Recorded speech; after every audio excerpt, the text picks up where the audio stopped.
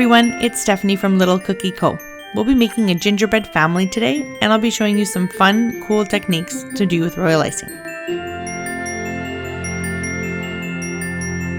Okay, we're starting with Mr. Gingerbread here. So as I'm going around the head, I'm trying not to touch down so that I have a nice smooth curve. And as I come to the bottom of the head, I'm going to touch down again so I get a nice sharp edge there. And again around the arm, I don't want to touch down. If you have to, it's okay. It happens to me sometimes the icing breaks or I'm not comfortable in my position, so I need to touch down to reposition my hands or my bag. But the goal is that on curves, rounded areas, you don't want to touch down. On sharp corners, you want to touch down to get that sharp corner. So that's the difference between always holding your bag up and down. You can stop when you touch down, or you can touch your bag down and lift it up and keep going for that corner. It really depends on how you want to do it and how you feel comfortable. So once my outline dries for, a minute or two, you can outline all your gingerbread now and then come back and flood. And I just want to flood slowly. These are the Wilton cutters, so they're not too big and they're sort of the size of my palm. So I want to have a smaller hole in my bag. If it was a really large gingerbread cookie, I would cut a bigger hole and have more flood coming out at once, but it's a smaller cookie relatively to decorated cookies, and so I want to have control over how much icing is coming out. So I cut a smaller hole, and when I do that first outline there with my flood, I just take it easy with the pressure on my hand, and then as I'm going inside, I can put more pressure and I can move faster as the icing is coming out faster. And with the small hole, I have the control and I can, put more pressure in the bag for more icing or less. But if you have a really big hole, it's hard to make sure that icing stays in that cookie and not over flood. And while it's still wet right away, I'm going to go in with my red flood icing and just do 2 dots in the head. This will be the smile at the end here. So I'm going to do this with an edible marker, which I'll link below my video. If you don't have an edible marker, you can use your black outline icing for this. Again, this is a smaller cookie. For these small details, it's just so much easier to do it with a marker. But you are definitely okay if you do it with black icing too. And then we're going to do a little detail on his head. So I'm keeping the piping bag really, really close to the cookie here. And then when I'm done, I kind of just wipe off the tip on my cookie just to make sure it's nice and secure. I want to put enough pressure on my bag so that the icing is sort of pushing away from my bag and onto the cookie. I'm basically pushing that icing onto my cookie. So I touch down and I push it onto the cookie and I wiggle it as I'm going. If you just kind of drag your icing, it's going to be stuck when you start your icing line. It's going to be stuck and then you're just going to drag that icing line back and forth. So you want to push it so it gets stuck to the cookie. And then we're going to add a little bow tie. So I'm going to make a really wide X here. We're just going to do a nice simple little bow tie. And then I'm going to connect the ends. And this is my outline consistency, and because it's such a small area, I'm going to go right in there with my outline as soon as I'm done outlining here and filling it in now with the same consistency, the thick consistency. If you feel it nice and puffy in there, go in with your scribe. It'll be really easy to smooth out. If you have a really just thin layer of icing outline, it won't smooth out as nicely, so just put enough so that you have a nice dollop of icing that you can smooth out easily. And then I'm just going to add his 3 little buttons here with my white outline consistency as well. And once the bow tie, we're going to leave it to dry and add one more detail on it. And here I'm just going to add a watch because he's a serious guy. It's got to be on time. So I'm going to put a line of my outline consistency, and right beside that line, I'm going to pressure pipe. So I'm going to put some pressure on my bag, keep it nice and close to the cookie, and make a thicker line. So that first line was sort of to guide myself, and then the second line is just to make it nice and thick. Such a small area, I don't want to outline and flood, there's no point, so this is much easier. And then right on top, it's thick icing. This is my outline consistency as well for white. So both are outline consistency. I can go right on top because they're both thick. They shouldn't mix. And then we'll go back to the bow tie. Because it's dried enough, I can put another dollop of icing to finish it off. And there you have it. There's Mr. Gingerbread. Okay, so we're going to do the same again. We're going to outline our gingerbread. This is Mrs. Gingerbread. And then we're going to go ahead and flood. Again, you want to, play around with the pressure. When you're close to the edge, you want to do a light pressure. You don't want to, keep in those lines. It's kind of like coloring, when you're close to the edge, you take care of not going outside the lines. But when you're in the middle, you can just go crazy if you want to and fill that thing as fast as you can.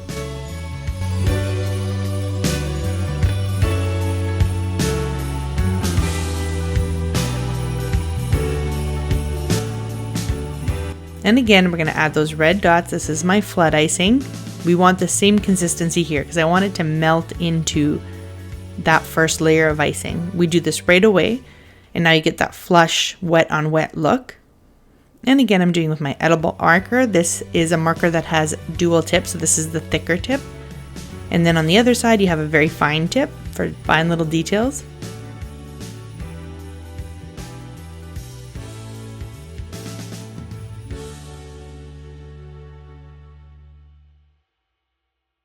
Okay, and again, we're doing our white squiggly lines here and give them different details, give you guys different options of how to decorate these.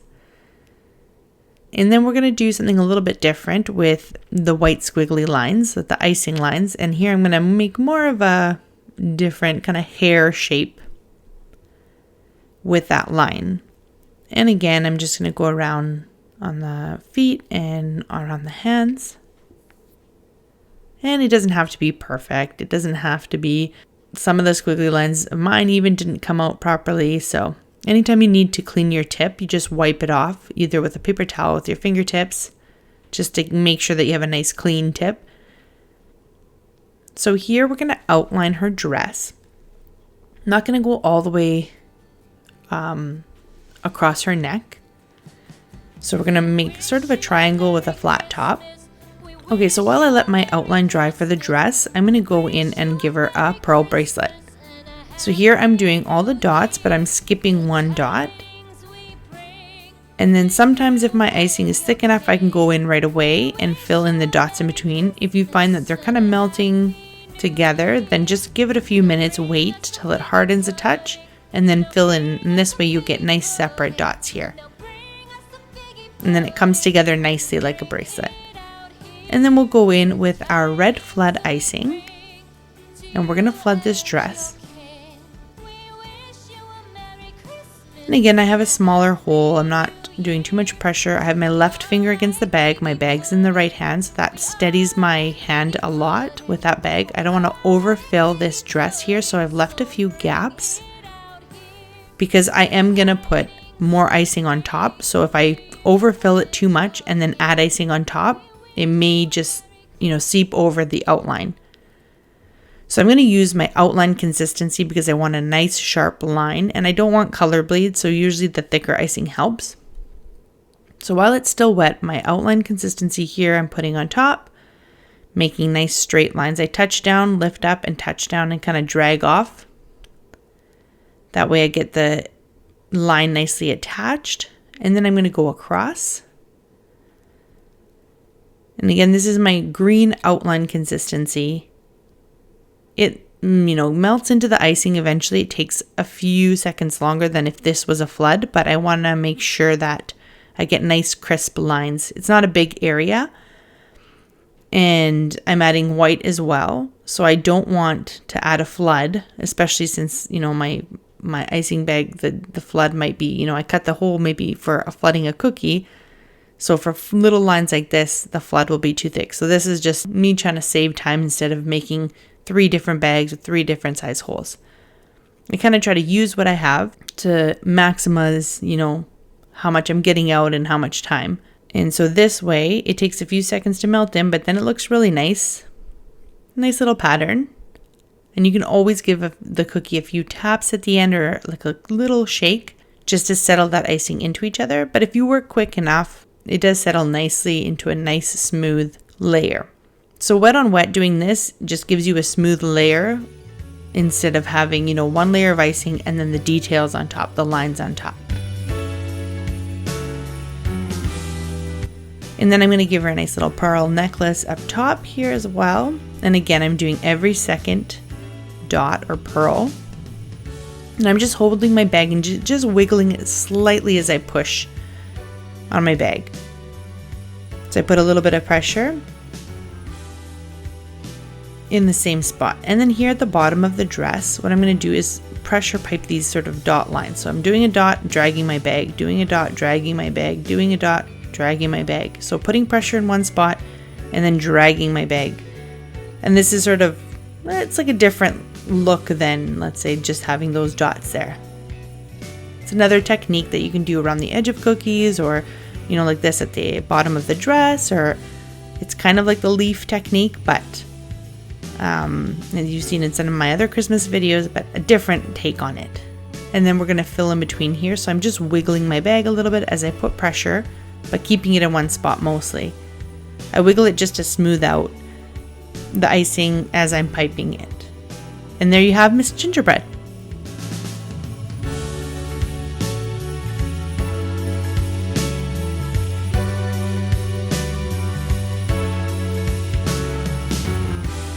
And we're going to outline our gingerbread, and then we're going to go ahead and flood.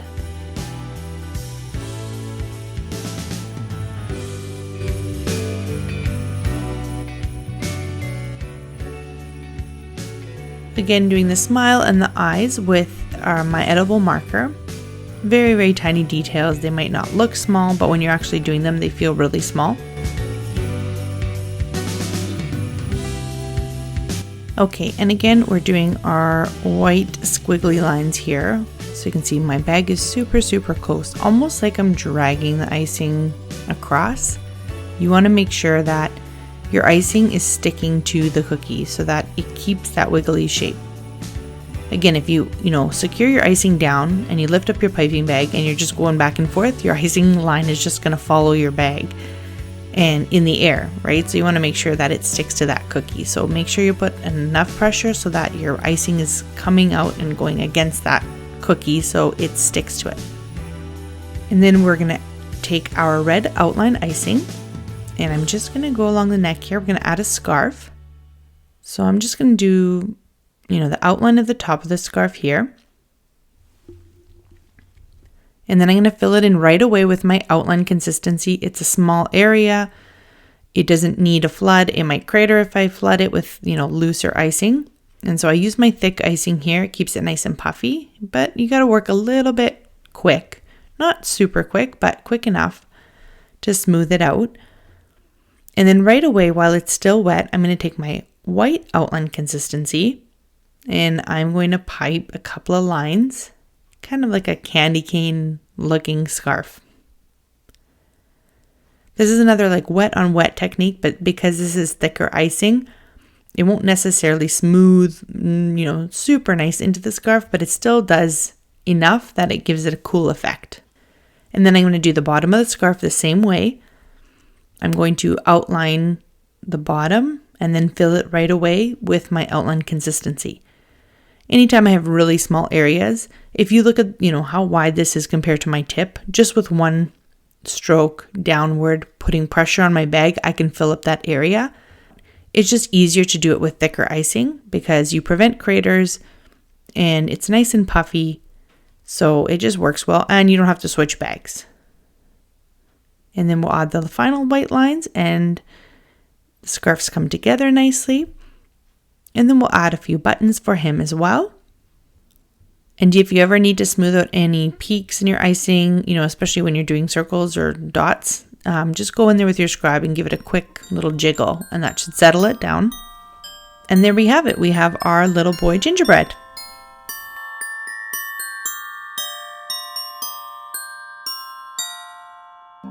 All right, now we have the little girl cookie. So again, we're going to do our outline here and our outline consistency. I have usually 2 bags of every color. I have an outline consistency and a flood consistency. A lot of people think I use the same consistencies because the bags look the same. but I always have 2, and it's not necessarily extra work. If you see my video on how to make royal icing, what I do is I mix my icing to my outline consistency. So my whole batch of icing is already in my outline consistency. Then I separate my icing into bowls, I color it, I bag half of it or like a third of it, and then I'll thin the rest down to be my flood. So that way I'm really not making 2 different consistencies, but it comes in handy when if you run out of flood, for example, you already have more icing that you can thin down. And I usually never run out of outline consistency. I've run out of flood sometimes. So instead of trying to make the exact same color again, all you do is just thin out some of your outline icing with water, and there you go, you have more flood. And it always helps to have that consistency, because when you need to do little details, you have that consistency. You don't have to make it, you already have it on hand. So most of my cookies, I do details on top. There's always something, even if it's a few dots here and there, but you always need stiffer icing for one reason or another. So if you already have it made, it makes it a lot easier. If you don't have a scribe tool, you can always use a toothpick as well. If you're doing it with kids, when you have multiple kids doing things, just give them, toothpicks or those shish kebab sticks, and you can just use those as well.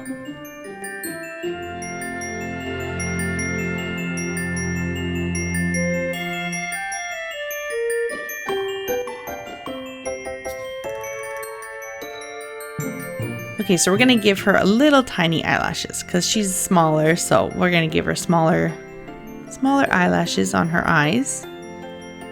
And then I'm going to do the same thing as her mom and do a little bit of a different hairstyle, but we're going to do it off to the side, like a little side part here, just to make things different, interesting, so they're not all the same. You can see my squiggly lines aren't the best on her, but you know what? It's okay. Not always going to be perfect.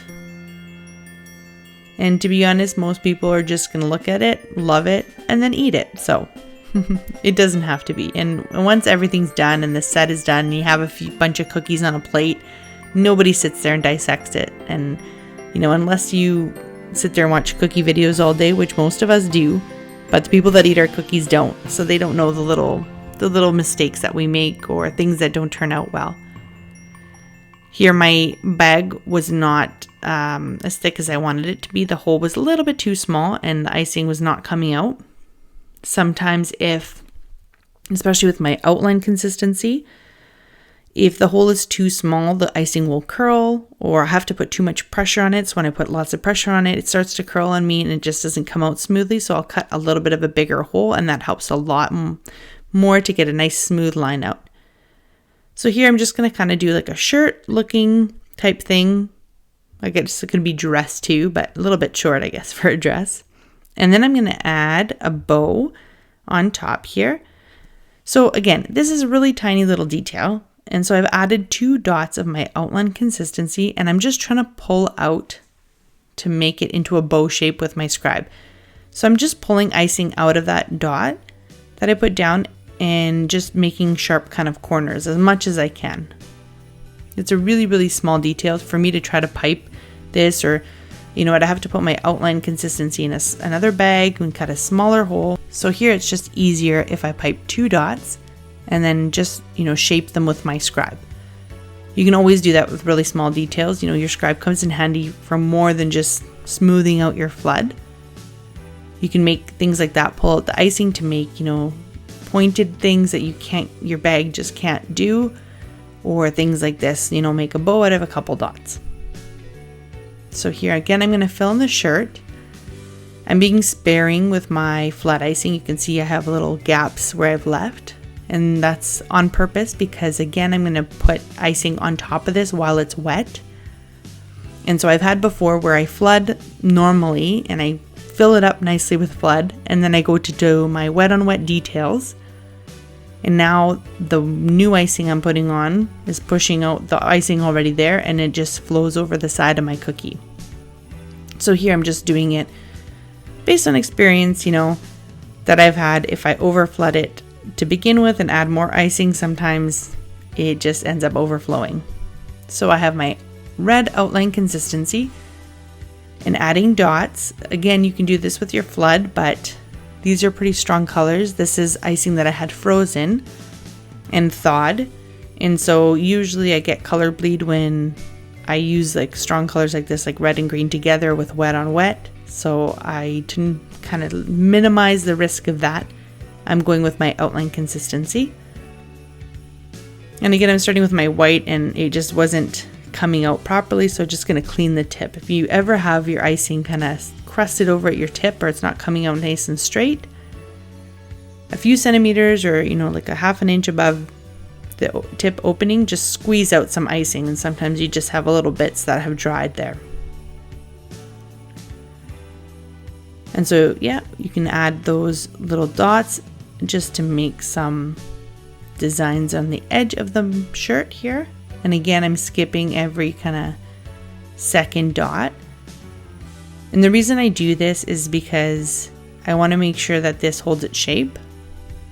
It's thick icing, I could probably pipe it next to each other, but I find it gets spaced out a little bit better this way. And I make sure that, I give it that extra second to dry, and then it fills in nicely. I added a little green dot on the bow there. I'm going to just smooth it out with my scribe. It's a very, very tiny little bow, but just a nice little detail to have. And then I'm going to go in and fill with my white outline consistency just to give it some more festiveness, I guess we can call it. And it looks pretty cool. There's so much, things you can do with royal icing. It's amazing. Between the wet on wet techniques or doing things like this or, putting a blob down and shaping it how you want it, it's really amazing. So hope you enjoyed my little gingerbread family, and hope everyone has a very Merry Christmas and gets to try out some of these cookie designs. Thanks for watching and happy baking!